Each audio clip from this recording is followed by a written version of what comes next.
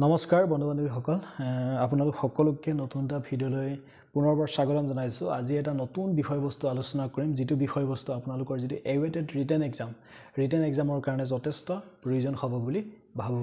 আৰু বহুত বন্ধু-বান্ধৱী এই বিষয়বস্তুটো নজনাৰ কাৰণে ৰিটেন টেষ্টত বহুত কম মাৰ্ক পায়। সো আমি আজি আলোচনা কৰিম, আগৰ ভিডিঅ'ত আপোনালোকৰ লগত আলোচনা কৰিলো মই এলিমেণ্টাৰী মেথমেটিক্স, জেনাৰেল ইংলিছ আৰু লজিকেল ৰিজনিং আৰু মেণ্টেল এবিলিটি। আজি আনিছো আসাম হিষ্টৰী, জিঅগ্ৰাফী আৰু পলিটিক্স আৰু ইকনমিক্স ভিতৰ যেটো বিষয়বস্তু, এই বিষয়বস্তুটো আপোনালোকৰ লগত অলপ আলোচনা কৰিম। বন্ধু-বান্ধৱীসকল, ফাৰ্স্ট পইণ্টটো হৈছে জিঅগ্ৰাফী অফ আসাম। এই পইণ্টটোৰ পৰা গোটেই সময় থাকোতে আমি জিঅগ্ৰাফী অফ আসামৰ গোটেই পাঠবোৰ ক্লিয়াৰলি পঢ়ি যাব লাগে। কাহিনীটো একদম মন দি পঢ়ি গলে তাত কোনো কোৱেশ্চন এনসাৰ মানে আমি নোৱাৰাকে নাথাকো, মানে পাৰিমেই। এটা সিওৰলি আমি ক্লিয়াৰ কাট কৰি পঢ়ি যাব লাগিব। হিষ্টৰী অফ আসামৰ কিতাপ এখন উলিয়াব লাগে। ক্লিয়াৰলি আপোনালোকে কি কৰিব লাগিব, এই কাহিনীটো ধুনীয়াকৈ পঢ়ি গলে তাত কোনো ধৰণৰ প্ৰশ্ন উত্তৰ নোৱাৰাৰ কোনো হেৰিয়ে নাহে। আৰু আসাম এগ্ৰিকালচাৰ, বন্ধু-বান্ধৱীসকল মই ইয়াতে ক'ব যাওঁ আসাম হিষ্টৰী, যেটো history of Assam, geography of Assam, মই ভাবো আপোনালোকৰ 8, 9, 10 লেভেলৰ কিছুমান কুৱেশ্চন ষ্টেণ্ডাৰ্ড মানে কুৱেশ্চন হে অহাৰ চান্সেছটো বহুত বেছি থাকে। বহুত বেছি হাই লেভেলৰ কুৱেশ্চন ইয়াত নাহে।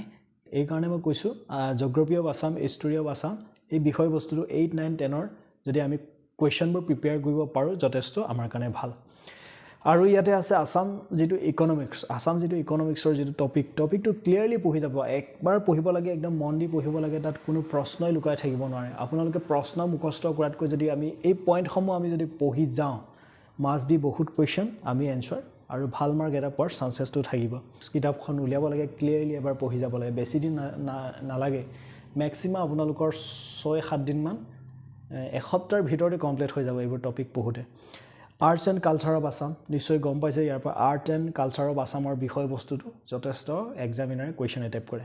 আসাম নেচাৰেল যেটো ৰিচোৰ্চেছ, এইটোৰ পৰা কুৱেশ্চন এটা দুটা এক্সামিনাৰে এটেম্প কৰে। আৰু কাৰেণ্ট এফেয়াৰ্ছ অফ আসাম, যেটো ষ্টেট কাৰেণ্ট এফেয়াৰ্ছৰ যেটো আসাম ষ্টেটৰ যেটো কাৰেণ্ট এফেয়াৰ্ছৰ বিষয়বস্তুটো এক্সামিনাৰে এটেম্প কৰে। আৰু লেটেষ্ট যেটো গভ স্কিম অফ আসাম, বন্ধু-বান্ধৱীসকল ইয়াৰ পৰা বহুত কুৱেশ্চন আহে। লেটেষ্ট যেটো স্কিম অফ আসাম আৰু current economic problem in Assam, এই বিষয়বস্তুটো গোটেই বিষয়বস্তুটো অলপ ক্লিয়াৰলি আমি যদি পঢ়ি যাওঁ, প্ৰশ্নটো দেখাৰ লগে লগে আপোনালোকৰ কাৰেক্ট এনসাৰটো মনলৈ আহি যাব।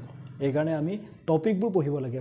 কুৱেশ্চন এই যে ইউটিউবাৰবোৰৰ কুৱেশ্চনবোৰ মানে পুৰা দীঘলকৈ বুজাই থাকে বা হেৰি কৰি থাকে, তাৰ ফৰ্মুলাবোৰহে আমি আয়ত্ত কৰিব লাগে। প্ৰশ্নৰ এনসাৰটো পঢ়ি গৈ এক্সাম হলত গৈ আকৌ পাহৰি যাম, তেনেকুৱা নিচিনা হয়। আমি যদি টপিকটো ভালকৈ যদি পঢ়ি যাওঁ, মাষ্ট বি আমি কুৱেশ্চনৰ এনসাৰবোৰ আমি পাৰিম। বন্ধু-বান্ধৱীসকল, ইয়াৰ পিছতে লৈ আহিম general knowledge and general awareness. ভালকৈ আমি পঢ়িব লাগিব। মই যেটো কৈছোঁ আপোনালোকে এবাৰ ট্ৰাই কৰি যাব, ভাল এটা মাৰ্ক পোৱাৰ চান্সটো আহিব। জয় হিন্দ, সকলোকে বেষ্ট অফ লাক।